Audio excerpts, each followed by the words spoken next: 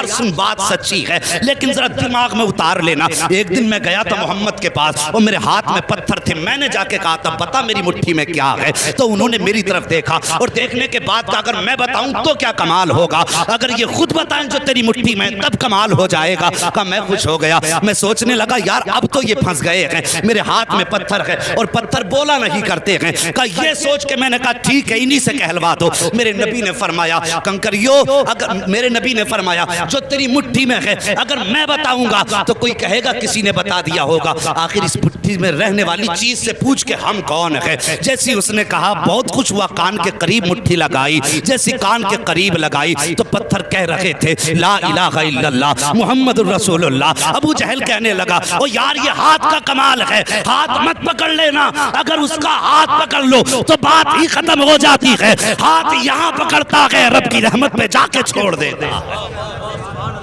रसूलुल्लाह ने बताई है हमें उस सोच के ऊपर चलना है। इस्लाम हिंदू भाइयों से नफरत करने की इजाजत नहीं देता, यकीनन इस्लाम हिंदू भाइयों से प्यार करने की इजाजत देता है, ईसाइयों से मोहब्बत करने की इजाजत देता है, सिख और जैनियों से मोहब्बत करने की इजाजत देता है। हाँ हमारा इस्लाम तो ये कहता है या अय्युहन्नास इन्ना खलकनाकुम मिन ज़करिन व उन्सा। हिंदू मुस्लिम सिख ईसाई इन सब का बाप एक है आदम और इन सब की माँ एक है हव्वा। तुम सब एक बाप के और एक माँ के बेटे हो। हाँ हमारा इस्लाम ये कहता है कि तुम सब भाई भाई हो, लेकिन हमारा इस्लाम मस्जिद छोड़कर किसी के मंदिर में जाकर हार और फूल चढ़ाने की इजाजत नहीं देता है। मेरे भाइयों, भाई भाई का मतलब यह है कि वो बीमार हो जाए तो उसकी देख रेख करो, उसको पैसों की जरूरत पड़ जाए तो उसको दो, उसके घर में चूल्हा नहीं जल रहा है तो आप उसकी मदद करो।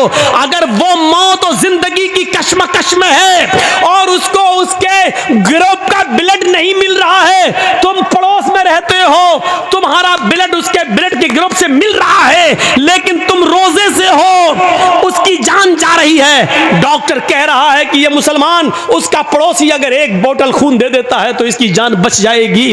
तो यहां इस्लाम ये कहता है कि उस हिंदू की जान बचाने के लिए अगर तुम्हारा एक बोतल खून जा रहा तो दे दो। कहता है रोजे से हो तो इस्लाम कहता है कि तू अपना रोजा तोड़ दे, लेकिन किसी की जान अगर बच रही है तो एक बोतल खून देकर उसकी जान बचा ले, रोजे की कज़ा तेरी बाद में हो जाएगी, इसको बाद में पूरा कर लेना। इस्लाम इस भाईचारे की इजाजत देता है लेकिन इस्लाम इस बात की इजाजत नहीं देता है कि हम दूसरों के त्योहार में जाकर रंग फेंकें या उनकी पिचकारियों की होली अपने जिस्म पर बर्दाश्त करें और उनसे ये कहें कि लो हमारे भी रंग लगाओ, हम भी तुम्हारे साथ हैं, लो वो हमारी मस्जिद में अगर नमाज पढ़ने आ जाएं तो इसका यह मतलब नहीं कि हम भी उनके मंदिरों में हाथ जोड़कर खड़े हो जाएं उनका वोट पाने के लिए। इस्लाम इस बात की इजाजत हमें बिल्कुल नहीं देता है। मेरे भाइयों, यही हमें सोच अपने अंदर पैदा करना है। इसी सोच को अगर हमने अपनी सोच बना लिया कि अपनी सोच कुरान और हदीस के मुताबिक ढाल ली तो मेरे भाइयों, अब देखिए सोच है ना, आज पूरी तकरीर सोच पर ही हो रही ना। हमारे यहाँ क्या होता, हम जितनी नमाजें पढ़ रहे हैं दिन पे दिन गरीब होते जा रहे हैं। मौलाना साहब यार आप तो कहते थे अल्लाह वाले बन जाओ बरकत होगी, हम तो जितनी नमाज पढ़ रहे हैं रोज़ा रख रहे हैं अल्लाह ताला हमें उतना ही आजमा रहा है। हमें तो देखिए पहले कितना पैसा था, पैसा ही नहीं है, मेरा बच्चा बीमार रहता। ये हमारी सोच हो गई। हम जितनी इबादत कर रहे हैं हमें उतनी गरीबी आ रही है, ये हमारी सोच है। अल्लाह के रसूल के जमाने में एक सहाबी ईमान लाए, पहले वो काफिर थे, इस्लाम लाए, ईमान लाए, उन्होंने नमाज पढ़ना शुरू की। जब नमाज पढ़ना शुरू की तो उनको खूब बरकतें हुई, खूब मालो दौलत उनको मिलना शुरू हो गया। वो अल्लाह के नबी के पास रोते हुए आए। देखिए उनकी सोच, हमारी सोच देखिए और उनकी सोच देखिए। वो कहते हैं अल्लाह के रसूल का क्या हुआ कि जब से हम इस्लाम लाए हैं और जब से हमने नमाजों की पाबंदी की है हमारे घर में खैर बरकत हो रही है, मालो दौलत सोना और चांदी खूब आ रहा है। अल्लाह के नबी ने फरमाया ये तो अच्छी बात है। कहने लगे अल्लाह के रसूल कहीं ऐसा तो नहीं, आप अल्लाह के नबी हैं, पूछिए अल्लाह से, कहीं ऐसा तो नहीं हमारी नमाज, हमारे रोजे और हमारी इबादतों का बदला अल्लाह दुनिया में हमें दे रहा हो और आखिरत में हमें महरूम कर दे। अगर वो दुनिया में हमें दे रहा तो नहीं चाहिए, हमें अपनी नमाज और रोजे का इनाम आखिरत में चाहिए। अल्लाह अगर हमारी नमाज और रोजे का इनाम दुनिया में दे रहा है और आखिरत में हमें कुछ ना दे तो हमें दुनिया में कुछ नहीं चाहिए, हमें आखिरत में चाहिए। ये उनकी सोच थी और हमारी सोच क्या है, जब से नमाज पढ़ रहे हैं तब से और कंगाल हो रहे हैं। तो कभी कभी सोच ऐसी भी होती है सोच, इसीलिए कुरान ने कहा है बिना तहकीक किए हुए कभी अपनी जबान से कोई लफ्ज मत बोलो। इज़ा जाकुम फासिकुम बिनबाइन, जब तुम्हारे दरमियान कोई समाज का बुरा आदमी कोई बुरी खबर लेकर आए, किसी के बारे में कहे फला ऐसा कर रहा था, तो एकदम उसकी बात मत मान लो, बल्कि तहकीक कर लो। आपको मालूम है इमाम औज़ाई रहमतुल्लाह अलैह बहुत बड़े बुजुर्ग गुजरे हैं। जरा देखिए, उनके घर में उनकी बीवी से मिलने के लिए उनके गांव की एक औरत आती है और सुबह सुबह दरवाजा खटखटाती है। इमाम औज़ाई रहमतुल्लाह अलैह फजर की नमाज के बाद कुरान की तिलावत कर रहे थे चटाई पर बैठकर। उन्होंने दरवाजे पर देखा कोई आया है, दरवाजा खोला तो सामने गांव की औरत खड़ी है। पूछा कैसे आई हो बहन? उसने जवाब दिया आपकी बीवी से मिलना है। इमाम औज़ाई रहमतुल्लाह अलैह ने अपनी बीवी से कहा कि तुमसे कोई औरत मिलने आई है, तुम उससे मिलो, मैं अंदर चला जाता हूं। अब इमाम औज़ाई अंदर चले गए और जिस चटाई पर कुरान पढ़ रहे थे उस चटाई पर उनकी बीवी ने उस गांव की औरत को बिठा दिया, आओ बैठो। वो औरत जैसे ही, जो गांव की मिलने आई थी, जैसी बैठी चटाई पर, उसके पीछे से जो शलवार, ये जो थम्स होते हैं हिप का हिस्सा, ये पूरा भीग गया। जैसी बैठी वो पूरी शलवार, पूरा कपड़ा उसके जिस्म से चिपक गया, भीग गई वो।